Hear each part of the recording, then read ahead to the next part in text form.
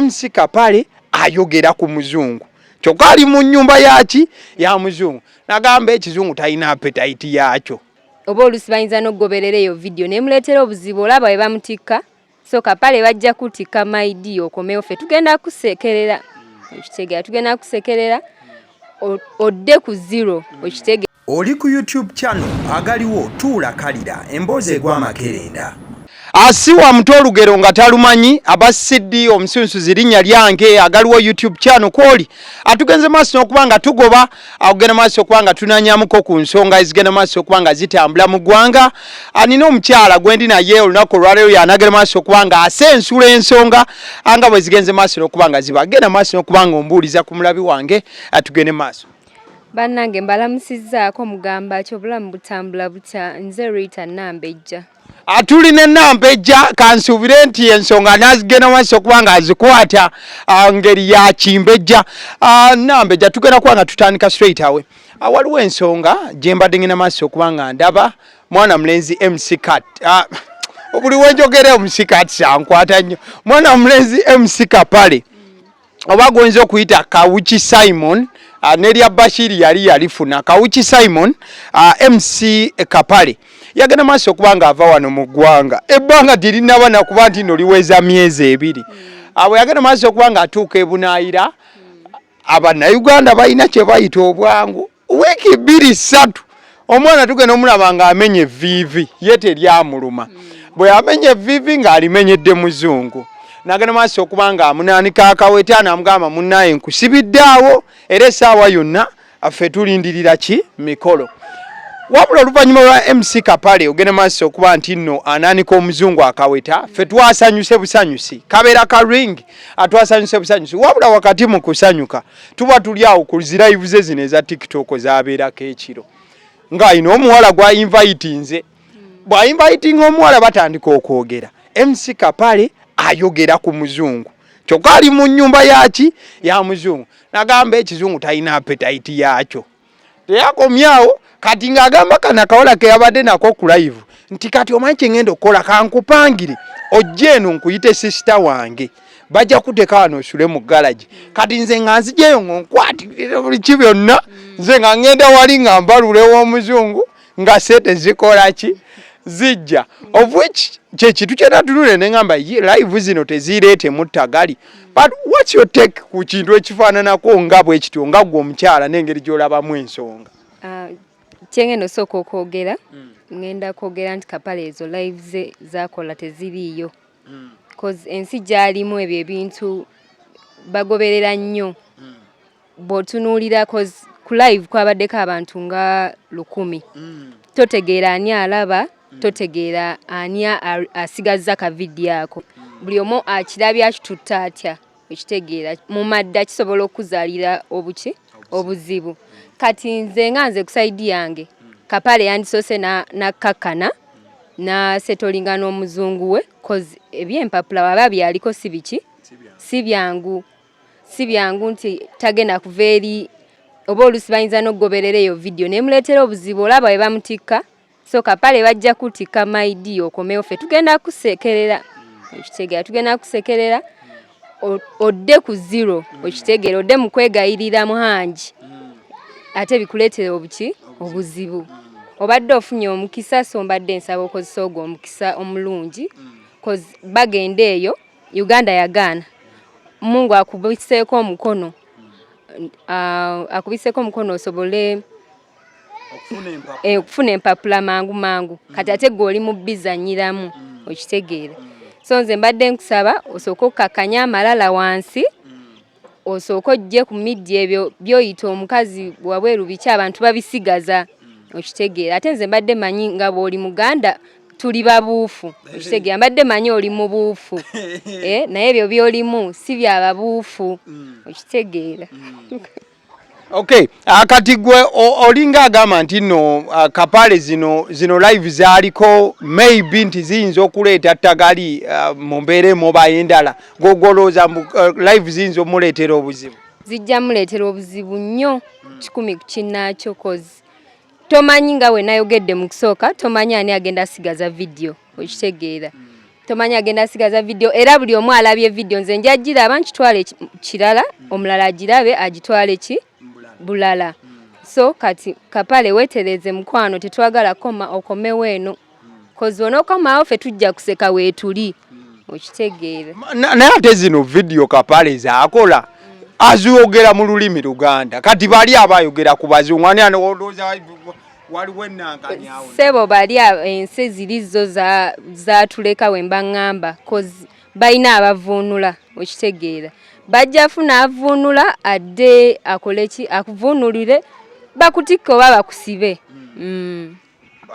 so kadi gwe advice jijo wa Kapale in regards ku video zino zakola eza buli kadde nokuba nti avuluga omuzungu ate ye nyumba jambeeramu nze simuganya asigale nga posting omuzungu we naye ajembi nebyokuyita abawala abeere mu nyumba y'omuzungu cause era byonna biba bijja kuvaayo mu madda biyinza obutavaayo ne bitamukosa buno obudde naye gye bujja kubijja kola ki bijja mukosa zijja komawo video okitegeera so nze Kapale mbadde nkugamba sigala nga posting omuzungu wo naye bana abagala boyagala oleeta mu nyumba baleke ayongere nokola kana akakodyo omanyi Kapale alina akakodyo kakola omuzungu omanyi oluzungu luba lungi kati omuzungu buli wayogera oluzungu olungi Kapale kyakola nga amukiisinga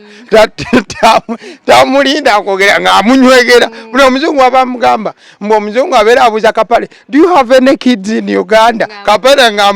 amunywegera tamulinda kwogera but nze ndowooza nti Kapale bw'abeera ku live tolowooza nti oba abantu bayinza obitwala ng'ebyokusaaga ne bamuleka of course kati ffe nga ffe wetumumanyi nti yali azannya comedy ffe tumanyi ali muki mu comedy ffe abamumanyi okitegeera naye kati bali bo baba balaga laavu nze kyembadde mugamba asigale ng'alaga omuzungu we laavu naye ajje relationship eri okudda okuinviting abantu ku live n'ayogera ebitasaanidde bijja muleetera obuzibu ekitegeeza kati eby'omuzungu alekeraawo kumwogerako yadde oba amwogerako naye amwogeddeko atya okitegeera amwogeddeko atya koza abavuunula gye bali omwana ajja kukwata vidiyo ye agizze mu luzungu omuzungu oba oluse mukole ki emutuukeko sisobola era nyiigirawo okitegeera so mbadde ngamba Kapale yeetereze so bubaka ki bw'oyinza okwongera okulekera Kapale mu mbeera yonna ey'okuba nti ali ku lutalo lwa nnoonya mpapula afunye omuntu we ate kati yazze mu ferifetti Kapale akakkanya amalala asale pressure akakkanya amalala kale so wetwavudde awo ensonga endala gye ndabyeko by the way mu mawulire ebibadde bitambula ye mwana muwala Ritah Jasmine Ritah Jasmine namulabyekoko yagenze maaso n'okuba nga akola HIV test yagenze ne yeekebezaako akawuka akaleeta mukenenya then we yamaliriza n'apostinga ne ka strip ke baamukebeddeko nga kuliko olulayini lumu olulaga nti ali very fine namaliza nga gamba nti bannange mwenna abantunuulira abanetegereza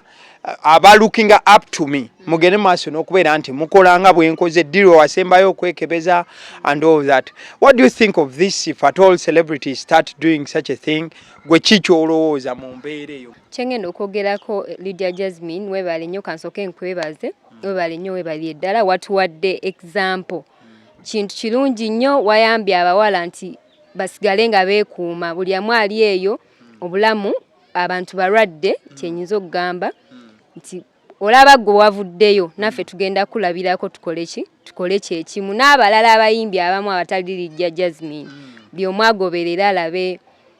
agoberere Ritah Jasmine okitegeera mwe betulabirako okusinga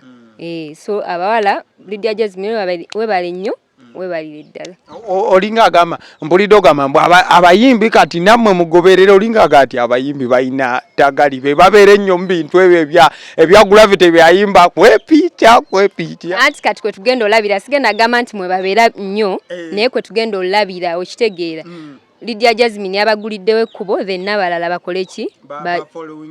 yes okay then kyetujja kuba nga tusembayo olunaku olwaleero ye mwana mulenzi Dr. Jose Chameleon namulabako kaawo namulabyeko in the course of this week yavuddeyo nga ali obuwuka. Waliwo omukutu gw'amawulire gwagenda maaso n'okuba nga gumuwandiikako. Waliwo ebifaananyi bye yali yeekubya aba yali Denmark ng'alina famire gy'ali nayo omukyala oyo yaliko na modo wano e Uganda n'agenda eyo yaliko mu bya firimu modo biki kati ng'alina akaana kawala ka myaka 7. Kati omukutu gw'amawulire ogumu gwakuba eggulire ne gugamba nti Chameleone yazaala omwana mu bubba nti there is a secret kid era omukutu nga gulaga nti gulaze omwana wa Chameleone ow'ekyama gwe yakola ki gwe yazaala. Chameleone n'ali obuuka n'agamba nti kati ye waatuuse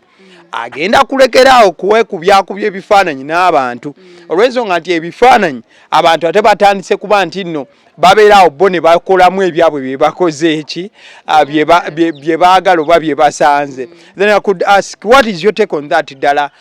Kamiri kuba omukutu gwali mutuvu gamba okutandika oleeta ebisitole mbu Kamiri simanyi azadde omwana ate Kamiri yaga omwana si wange omukyala si wange bali bantu bali bulala balina famire yaabwe ndowooza ati lwaki munsiba amatu gembuzi okundiise. Bannamawulire nammwe sometimes mukisusaamu ekitegeera mukisusaamuko kati mwagala kutandika kulemesa Chameleone yeekuba ebiki ebifaananyi n'abantu wama Chameleone kasita bavuddeyo n'obyogerako bannamawulire mulekerawo kisussa mulekerawo kisussa. Osanga oli ye ayina ensonga kwe yavoga nti omwana yava ye n'awandiika byasanze okitegeera bagala batandika abantu bagambe nti Chameleone yeeraga biki okitegeera bagambe nti Chameleone yeeraga naye nga teeraga kubanga bwakusanga n'akumma selfie oba oluusi aba ayina yeewonya biki bingi okitegeera naye wamma Chameleone tokoma ebyo tebikuwugula. Yes. Kati kyogamba nti nno Chameleone alekeraawo kutuwa serefi anti kati olaba aziba wate mwene muzitwala birala okitegeera semuganye naye asale pulesa tanyi ebyo tebimunyiiza okitegeera tebimunyiiza asigale nga atuwa serefi atuwa selfie naye kisinzira oba wasijja kuli tagaana naye asigale nga atuwa selfie bannamawulire mulekeraawo okukola ki okisussa mukisussaamu oba olumu. Alright, so that is it. Mbadde ne Ritah olunaku olwaleero agenze maaso n'okuba nga ayitawoko n'atuwa ku insight kikyagenda maaso okuba nga alaba muntu ayagala ennyo entertainment era agirimu. In fact mwali mu entertainment mujja kuba mumutegeera mpola mpola na biki byagenda maaso okuba nga kwasaganya. Agaliwo ye YouTube channel kwoli abasiddi omusunsuzi erinnya kyojja okunkolera video ginteereko ka like mukwano gwange amugira mubayo. Thank you so much.